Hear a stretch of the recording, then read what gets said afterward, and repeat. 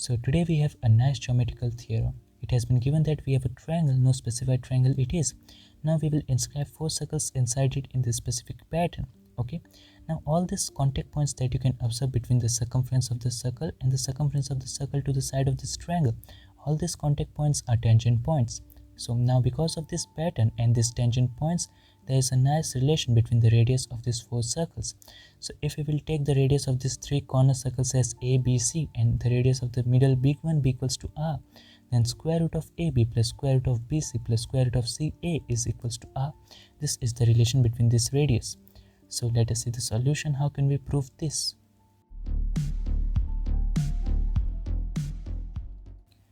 So first of all, let us label this diagram. So let this corner be equals to A, this corner be equals to B, and the top corner be equals to C. The center of this circle be equals to P, the center of this circle as Q, this as R, and that point as S. Now what I will do is draw a line segment from the point A to the point Q. Now you can see that this line segment is also passing through the point P. It is not a coincidence, but it is also a nice thing to be proved. So let us see its proof also.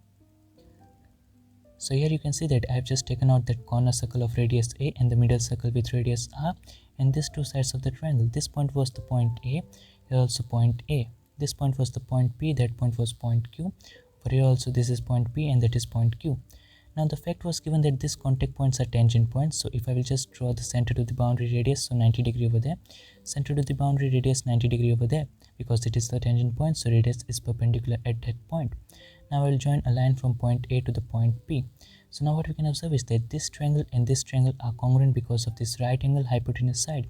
Right angle hypotenuse is common, and this side are equal because they are the radius. So as these two triangles are congruent, the remaining thing becomes equal. So from there we have that this angle and this angle is equal. So let this angles be equals to alpha and alpha. So from here we have that this complete angle A is now equals to 2 times alpha. Okay. Now let us take the case of this bigger circle. So center to the boundary radius 90 degree because of the tangent point, center to the boundary radius 90 degree because of the tangent point. From here to there I will join a straight line. So again we can observe is that, first of all let me remove this point P. So now again we can observe is that this complete triangle is congruent to this complete triangle because of the right angle hypotenuse side. 90 degree common hypotenuse, and this side is equal because it is the radius. So as these two triangles are congruent, the remaining thing becomes equal. So this angle and this angle becomes equal, and let it be equals to beta. So from here we have that this complete angle A is now equals to 2 times beta. And if we will compare this and this equation, that A is equals to 2 times alpha and A is equals to 2 times beta, we will get that alpha is equals to beta. Okay. And also look back over here that A is equals to 2 times alpha. So from here we have that alpha is equals to A upon 2, and over here A is equals to 2 times beta, so beta is equals to A upon 2. So we already have that alpha is equals to beta, there is no doubt. But there is a special thing between alpha and beta, that it is the angle bisectors of angle A. Alpha is exactly the half of angle A, and beta also half the angle A. Now this is a very general thing, that for an complete angle there can be only one line segment that will bisect that angle into half. So this means that the line AP is also bisecting the angle A into equal parts, and the line AQ is also bisecting the angle A into equal parts. This means that the line segment AQ and the line segment AP will coincide each other. So A, P, Q would be on a straight line. So point A over there, point P over there, and point Q over there. So this concluded that the point A, P, Q are collinear, or we can say that this line is a straight line. Or even we can say that the line segment AQ will have the point P, that is the center of the circle, having the radius equals to A. So here we have seen a general proof that yes, this line is going to be a straight line, and it will contain the center of this corner circle also. So now let us move back to the original diagram. So as we have just seen a nice proof that why the point A, the point P, and the point Q are going to be collinear. In the similar way, the point Q, R, P are going to be collinear, and in the same manner the point C, S, and Q are going to be collinear. So the theorem that we just discussed, because of that only the point A, P, Q, the point Q, R, P, and the point Q, S, C are going to be collinear. Okay. So now what we will do is draw a line segment from the point P to this particular line segment that is perpendicular over there. So let us take a new diagram. So here I have kept 3 diagrams. As you can see, this is the first, this is the second, and here is the third one. In the first one I will discuss all the things related to this circle. In the second one we will discuss all the things related to this circle, and in the third one for this circle. So let us see for the first circle in the first diagram. So first of all, as we have just seen that the point A, the center of this circle, and the center of that circle are going to be in a straight line. Now from center to the boundary radius, and as this point is a tangent point, so 90 degree over there, center to the boundary radius and 90 degree. Now as I told you, from point P I will draw a line segment to this line that is perpendicular to it. So from point P to that line segment that is perpendicular over here. Okay, this is the radius of the smaller circle having the length A, and this is the radius of the bigger circle having the length equals to R. Okay, so now look carefully. In this particular quadrilateral, we have 3 of its angle already equals to 90 degree. So by angle sum property, the fourth angle is also 90 degree. Okay, now as we have a quadrilateral, all 4 angles are 90 degrees, so it forms a rectangle, and in a rectangle opposite sides are equal. So if this side is A, this side is also going to have a length that is equals to A. Okay, now this bigger line segment is having a length equals to R, the shorter one is having a length segment that is equals to A. So the remaining is going to be longer minus the shorter, that is going to be equals to R minus A. Okay, so now let us calculate the length of this particular line segment. From here to here, it is the radius of the smaller circle, so its length is going to be equals to A. From there to there, it is the radius of this bigger circle, so length is going to be equals to R. So this complete length is going to be equals to R plus A. So what we have is a right angle triangle present over here. The side is R minus A, the hypotenuse is R plus A. So by Pythagoras theorem, we can have that the base is going to be 2 times square root of RA. A simple Pythagoras theorem will give us that the base is 2 times square root of RA. So now let us discuss the same thing for this circle. So now over here, let us mark the corners of this triangle. So point A, this point is point B, and that point is point C. Okay, now the things that we applied in this circle and this circle, we will now do with this circle and this particular circle. So first of all, the radius, and because of this tangent point 90 degree, from here to here radius, and this is the 90 degree. Now I will draw a line segment from this particular point to this line segment that is perpendicular to it. So from here to here, a perpendicular line segment. This length is equals to R, this length is going to be equals to B. Now look over here, we have a quadrilateral, 3 angles is 90 degrees, so by angle sum property, fourth angle is 90 degree. It forms a rectangle, so this much length is that much length. This is already equals to B because it is the radius of this smaller circle. So this is also B. So longer length is R, the shorter length is B, so this much length is going to be equals to R minus B. So let us mark it. So this much length is R minus B. Okay, now from here to here I will join, so it is the hypotenuse for this right angle triangle, and as we discussed that in the above case it was R plus A, so here it is R plus B, because from here to here it is the radius of bigger circle, from here to here it is the radius of smaller circle, so the complete length is going to be R plus B. You might be thinking that we have just directly added R plus B so as to get the complete length. This is because this particular point over here is a tangent point. If there are two circles that are tangent by their circumference, then this line is going to be a straight line, means the center of these two circles and this collinear point is going to be a straight line, and because of that only this complete length becomes R plus B, and in the above case it had become R plus A. Now let us do the same thing to this smaller circle on the top. So here also we will mark the corners, so point A, point B and point C. So as we can see that the third circle is quite small, so let us zoom over there. So from center to the boundary radius, so 90 degree, from center to the boundary, so 90 degree. Okay, now we have to draw a line segment from this point to this particular line segment that is perpendicular to it. So from here to here, a perpendicular line segment. This much length is C because it is the radius of that circle. So this is also going to be equals to C because this forms a rectangle. 3 angles are 90 degrees, so fourth is also 90 by angle sum property. It forms a rectangle, so opposite sides are equal. So this much length is also going to be equals to C, that is I am talking about this much length is this much length, that is C. This complete length is the radius of the circle, so it is having a length R. So the remaining length, that is from here to here, is longer minus the shorter, so R minus C. From there to there it's a straight line. From here to here radius of this bigger circle, from there to there radius of the smaller circle, that is equals to C. And as this point is a tangent point, this complete length is going to be equals to R plus C. So we have a side, we have the hypotenuse and a 90 degrees. So by Pythagoras theorem we can easily have that the base is 2 times square root of RC. We forgot to find the base in the above triangle, so let us do that also. So here also we have the side R minus B, the hypotenuse as R plus B. So by simple Pythagoras we have the base is equals to 2 times square root of RB. So now let us put these three things in the same diagram. So here you can see that all the things that we just discussed above I have kept in a single diagram. The first case is in the yellow color, the second one is in the blue, and the third one is in the pink color. So all these things are together. So what we did is marked all the required side lengths. Now what we will do is mark all the required angles. So as I told you that this line is going to bisect this complete angle. This point was A, this point was B, and that top point was equals to C. And this line segment will bisect the angle A. So let this and this angle be equals to alpha and alpha. over there, this and this angle as beta over there and beta over here. Similarly, on the top, these two angles as theta and theta, it are equally bisected. So what we can observe next is a very simple thing. But if there is a line and from there are two perpendiculars, so these two lines are going to be parallel to each other, and if there is a transversal, so because of that this angle and this angle becomes equal, and this property is known as corresponding angles are equal. So the same thing can be utilized over here.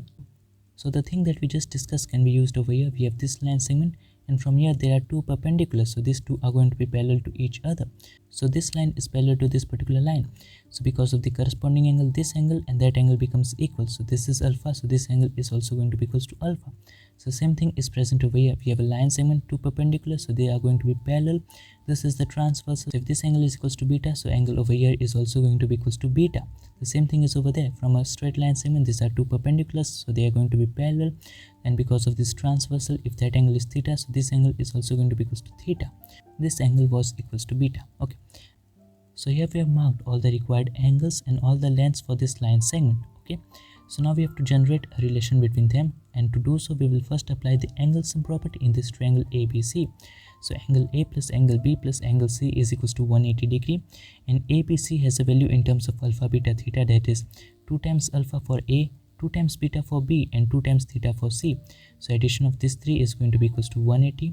So from here we will have that alpha plus beta plus theta is going to be equals to 90 degree. I will shift 90 on the other side, so alpha plus beta is going to be equals to 90 minus theta. What I will do is take cosine on both the sides, the trigonometric cosine that is written as cosine. Okay, so I will take cos on both the sides. So what we will have is that cos of alpha plus beta is going to be equals to cos of 90 minus theta, and because of the trigonometric rule we have that cos of 90 minus theta is equals to sine theta. So here we have this thing that cos of alpha plus beta is equals to sine theta.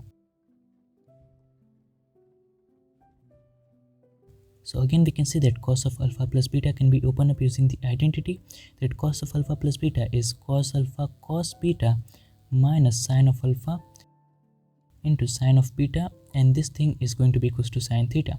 So here we have an equation in terms of these trigonometric ratios.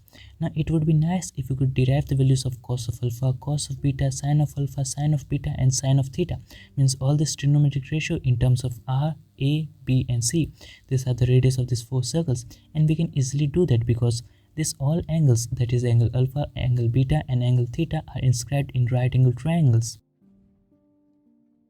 So the thing that we discussed, that these lines are parallel and got these corresponding angles. Look in this yellow right angle triangle, the angle alpha is inscribed in it, and as it is a right angle triangle, we can easily have the value of cos of alpha and sine of alpha in that.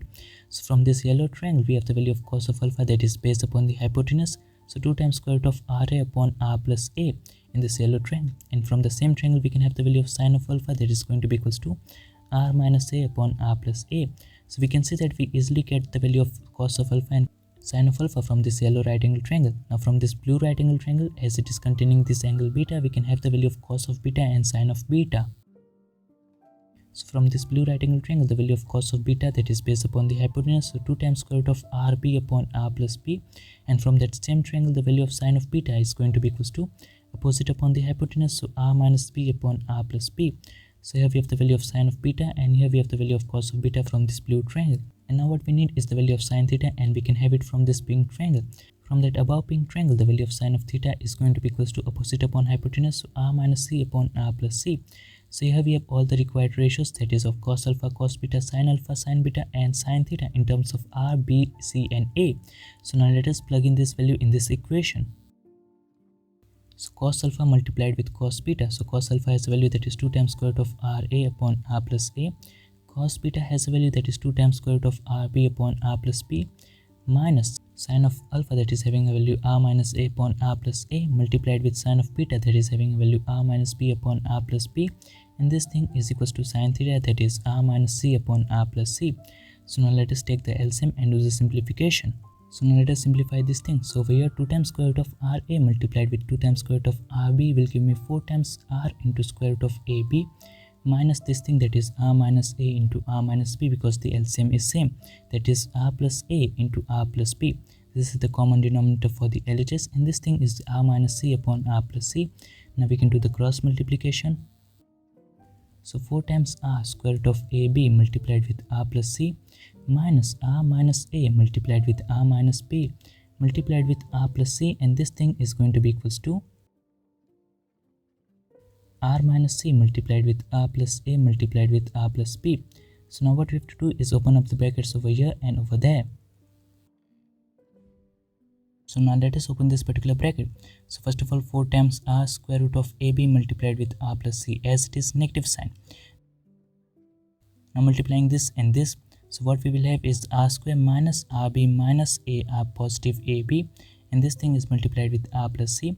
So now what we will have is r cube plus r square c minus r square b minus rbc minus a r square minus a r c positive abr and positive abc, and because of this negative sign we have to change the sign inside the bracket also. So let us do that. So negative r cube negative r square c positive r square b positive rbc positive ar square positive arc negative abr and negative abc, and this first thing as it is, that is 4 times r square root of ab multiplied with r plus c. So here we have the LHS, and this thing is equals to RHS, and that is also bracket. So let us open that also, and negative CAB. So here we have to open the bracket in the RHS also. So now let us see what can be cancelled out from the LHS and RHS. So first of all, we can see that negative ABC and negative ABC got cancelled out. Then we can see that positive r square b positive r square b got cancelled out, positive ar square got cancelled out, and then we can see that negative r square c and negative r square c got cancelled out. So what is remaining is 4 times r square root of ab multiplied with r plus c, and all these things shifted to the RHS will give me 2 times r cube plus 2 times arb minus 2 times cbr and negative 2 times car. This is the remaining thing in the RHS. Now we can say that we can take 2r common from this. So 2r taken common, so inside the bracket r square plus ab minus cb minus ca, and this thing is 4 times r square root of ab multiplied with r plus c. And now we can say that first of all r and r got cancelled out, as r is not equals to 0, so we can easily cancel it out. From the table of 2 it goes 2, and now we have to open the bracket over here also. So 2 times square root of ab multiplied with normal r plus 2 times square root of ab multiplied with normal c, and this thing is r square plus ab minus cb minus ca. Now we have to just adjust the terms. So we will have r square minus 2 times square root of ab multiplied with normal r positive ab negative cb negative ca negative 2 times square root of ab into normal c, and this thing is equals to 0. So now what we have is a kind of a quadratic equation. We have the r square, we have the normal r, and the rest of the things we will just treat as the constant, as we do in this case, that py square plus qy plus r is equals to 0. So we apply the quadratic formula so as to solve this, in which y is the variable and rest of the things, that is p, q, r, we treat as the constants. So here also we will treat r as the variable and abc as the constant, and now let us apply the quadratic formula so as to get the value of r. So r is equals to negative p as it is, so negative of negative 2 times square root of ab, so 2 times square root of ab plus and minus square root of b square, so 2 times square root of ab the whole square become 4ab minus 4 times ab minus cb minus ca negative 2 times square root of ab multiplied with normal c, and this thing inside the square root, and upon 2. Now let us open the bracket inside the square root. So square root of 4 times ab negative 4 times ab positive 4 times cb positive 4 times ca and positive 8 times square root of ab multiplied with normal c. So here we can have a look that 4ab negative 4ab got cancelled out. 4cb can also be written as 2 times square root of cb the whole square plus 4ca can also be written as 2 times square root of ca the whole square plus 8 times square root of ab multiplied with normal c can be written as 2 into 2 times square root of bc multiplied with 2 times square root of ca. You can clearly see that 2 into 2 4, 4 into 2 8, and square root of bc into square root of ca will give me square root of bc multiplied with normal c, and this is the only remaining thing inside the square root when this and this got cancelled out. And here also we can see that a square plus b square plus 2 times a into b, so a plus b the whole square, so 2 times square root of cb plus 2 times square root of ca the whole square, and this is inside the square root, so square root and square got cancelled out. So what we finally have So what we finally have is r is equals to 2 times square root of ab, and now we have plus and minus, but we'll go only with the positive value because r is a side line, so it has to be positive. So plus 2 times square root of cb plus 2 times square root of ca, and this is divided with 2. And here we can see that 2 from the numerator and denominator can be cancelled out. So we'll have r is equals to square root of ab plus square root of bc plus square root of ca.